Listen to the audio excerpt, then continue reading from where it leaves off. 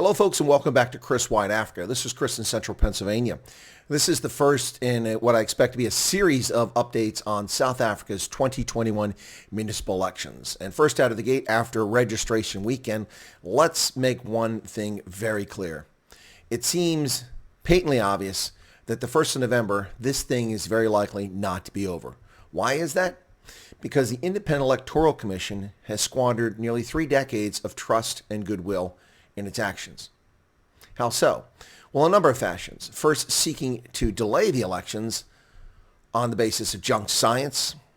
They tried to run out the clock, wasting weeks having a study done by former Deputy Chief Justice Moseneke, in which he determined, despite the fact that over 115 countries around the world had held elections in the pandemic, despite the fact that nearly 30 African countries had done so, including countries that are failed states, like the Central African Republic, states that are unrecognized by most of the world, like Somaliland, neighboring states like Namibia, successfully holds an election in which the ruling party was slaughtered, which of course is what this is all about. The ANC is going to get slaughtered, most likely in a free and fair election.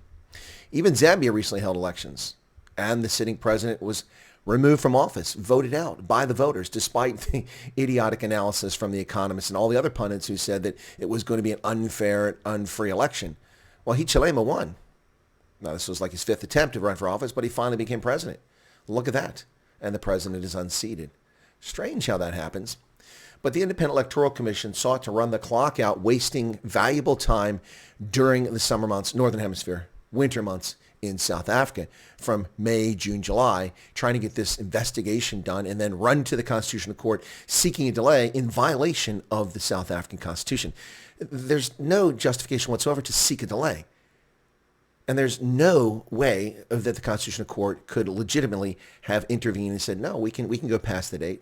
No, they said the election must be held between the 27th of October and the 1st of November to comport with the South African Constitution. But the IEC has undermined its credibility to the point now where many are calling it the captured Electoral Commission, not the Independent Electoral Commission. Absolutely ridiculous behavior by Sai Mamabolo and the people at the IEC. We have to begin to wonder whether these people are going to conduct a legitimate election at all. So they tried to run out the clock using junk science as the basis for claiming that the next wave would occur during the election. But strangely, after the CONCOURT ruled that the election must take place, just days later, suddenly the African National Congress reversed course, lowered the lockdown from level 3 adjusted to level 2 adjusted, thereby further weakening the credibility of the Electoral Commission and even going to the Constitutional Court. What science were they using? Clearly not the same science that the ANC is using, or the ANC is not using science and just making arbitrary, capricious decisions about when to raise and lower the lockdown. Now, one can argue there's a lot of merit to that argument, but whatever the case is, clearly the two arguments didn't sync. So the ANC lowers the restrictions, ostensibly so their candidates can campaign to their benefit, but just days before, they were in alliance with the Independent Electoral Commission, seeking to have this thing delayed to February, March, April, May of next year in violation of South Africa's Constitution. So that's a dagger in the heart to the credibility of the IEC.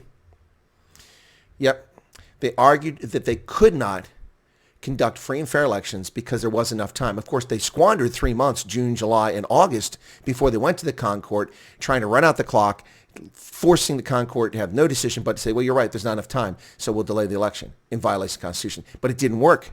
It didn't work. The 3 months they squandered now puts them in a bind. And their argument was they couldn't do voter registration in time. They couldn't reopen candidate registration. And famously, the African National Congress failed to get 90 wards with candidates registered, 90 in 35 municipalities. Yeah, but now that the CONCOURT has ordered them to hold the elections and determine whether they can have registration weekend. They've had the registration weekend, which just ended. It was the 20th and the 19th of September. Successful, according to the IEC. But again, their credibility is at stake, and I'll explain that in just a moment. They've left everyone but Helen Keller and Stevie Wonder clearly seeing that they're biased in favor of the African National Congress. Their actions in seeking to delay the election after the ANC butchered the civil unrest in KwaZulu-Natal and Gauteng in July, after all the horrific bad news about corrupt ANC politicians, crime waves, millions of jobs lost, bankruptcies taking place all over.